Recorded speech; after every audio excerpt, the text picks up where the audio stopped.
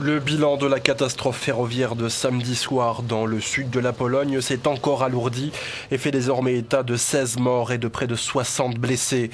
Pour le moment, l'enquête suit son cours, mais le Premier ministre lui-même n'écarte pas la possibilité d'une erreur humaine. Pour une raison inconnue, les deux trains roulaient à pleine cadence sur la même voie lorsqu'ils se sont percutés. Le président justifie la mise en place d'un deuil national. L'étendue de ce désastre est suffisamment large pour le décréter, car la catastrophe a eu lieu à la lisière de 3 régions et les victimes viennent de plusieurs villes polonaises, mais aussi de l'étranger. Sur les 350 passagers se trouvaient des Espagnols et des Français qui s'en sont miraculeusement sortis indemnes. Une Américaine figure en revanche parmi les 16 victimes. Certains ont dû attendre plusieurs heures avant d'être évacués. Au moment du choc, les lumières se sont éteintes et tout a commencé à voler. Et alors la locomotive s'est penchée comme un accordéon et nos jambes, la mienne et celle de la personne qui était à côté de moi, se sont retrouvées bloquées très profondément entre les sièges qui en général se trouvent à 1 mètre de distance.